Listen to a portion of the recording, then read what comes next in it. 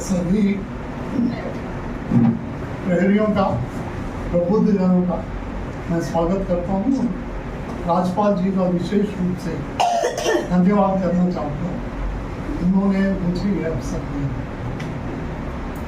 मैं विशेष रूप से तो श्रोता के रूप में आया हूँ, लेकिन 2-4 पंक्तियाँ लिखी हूँ।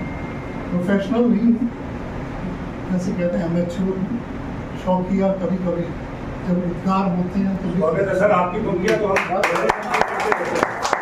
गहरी मन से पढ़ते रहते हैं।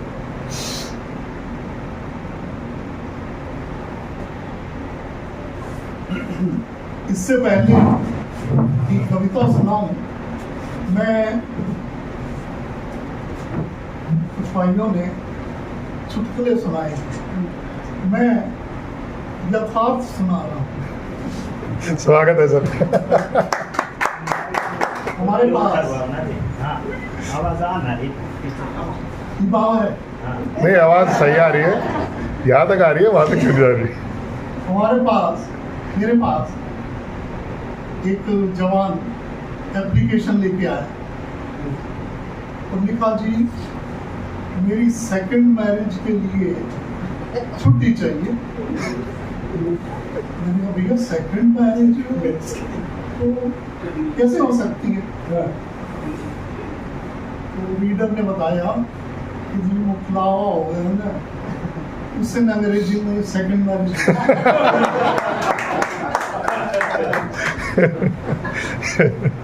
उससे भी ज्यादा एक जना और लिख के लाया कि जी बच्चों को लेके आना। मैंने कहा 2 महीने पहले तो तुमने शादी के लिए कहा था, अब कह रहे बच्चों को लेके आना।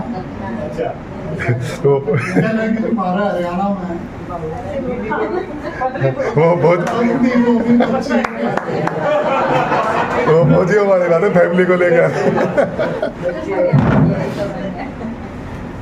माहौल बहुत संजीदा हो चला, इसलिए मुझे लगा कि थोड़ा सा हल्का फुल्का कर दिया जाए। मैं देख रहा था लोगों की आंखों में आंसू तक थे जो निकलता था। एक और बात कहना चाहूँगा कि हम लोग जब भी बात करते हैं, हम कहते हैं हम अपना खून दे देंगे। मुकेश जी ने बताया कि तिरंगे में निपट करके आओ। माखनलाल चतुर्वेदी जी की जो कविता है, वो भी कुछ इसी तरह से भाव है। मैंने बचपन में ये फिल्म देखी थी, अंग्रेजी की फिल्म पैटर्न टैंक की, एक जनरल पैटर्न थे। 5 मिनट का समय दिया ना आपने, 5 मिनट में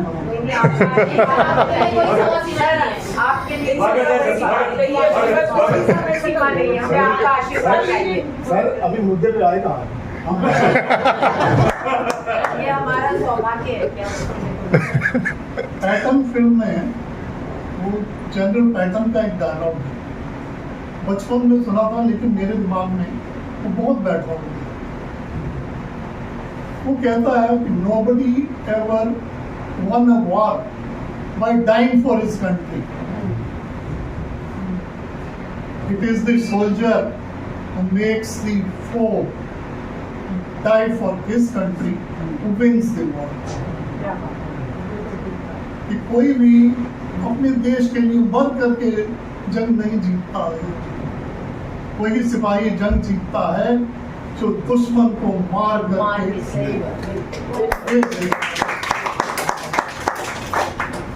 हम नहीं चाहेंगे कि कोई हमारा सिपाही तिरंगे में लिपट करके आए। दुश्मनों को मारिए, उनको उस हालत में घर ले जाइए। हम तो चाहते हैं कि आप आए और हम आपका बड़ाओं से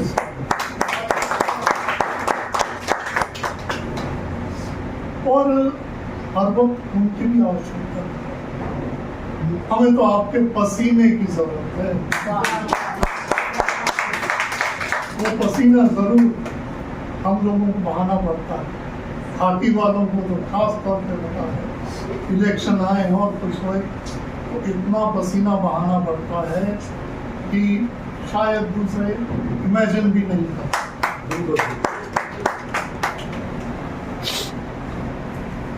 यहाँ से मैं मुद्दे पर आ रहा हूँ। अब आप शायद लोग से स्टार्ट करते हैं। बाद में बना नहीं, आप तालियां बजाएं नहीं तो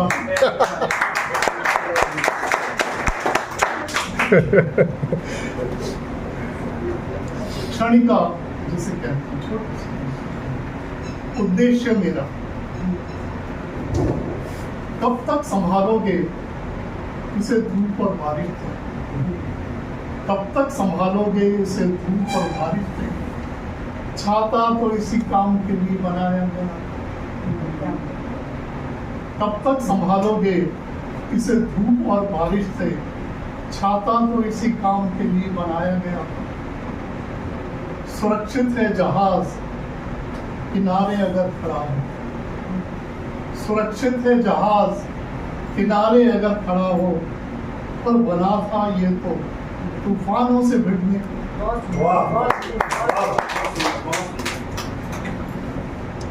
प्रहरी हूँ है काम मेरा शत्रु को विजय करना, प्रहरी हूँ है काम मेरा शत्रु को विजय करना, संभव नहीं सीमा से कभी पीछे हटना। वाह क्या बात।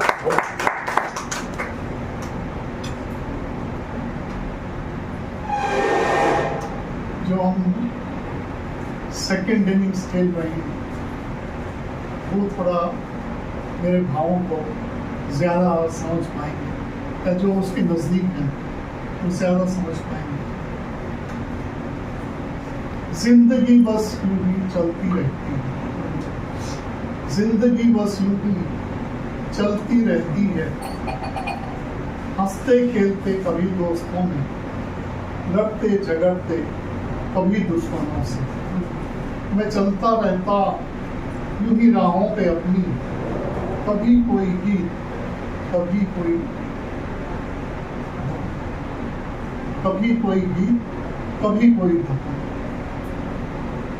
गिरते संभलते कई ठोकरों से, बचते बचाते कई हादसों से, गिरते संभलते कई ठोकरों से, बचते बचाते कई हादसों से, कभी मिल गया कोई कभी छूटा कोई, कभी मिल गया कोई कभी छूटा कोई निकला सच्चा कोई बेहद झूठा, कोई निकला सच्चा कोई बेहद झूठा, कभी तालियां कभी गालियां। कॉलेज के ज़माने में तो खूब होता था, कविता पसंद नहीं आती थी, हूटिंग होती,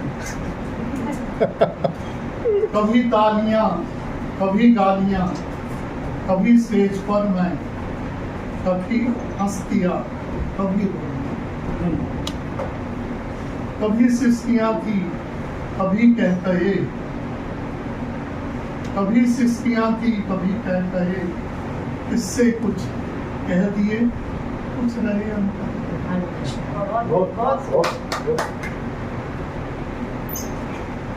कभी कुछ है खोया कभी कुछ है पाया, उसी ने दिया है सब कुछ जो पाया, सीख कोई हर गलती ने दी है, सीख कोई हर गलती ने दी है, जिंदगी बस यूं ही चलती चलती। धन्यवाद। जय हिंद।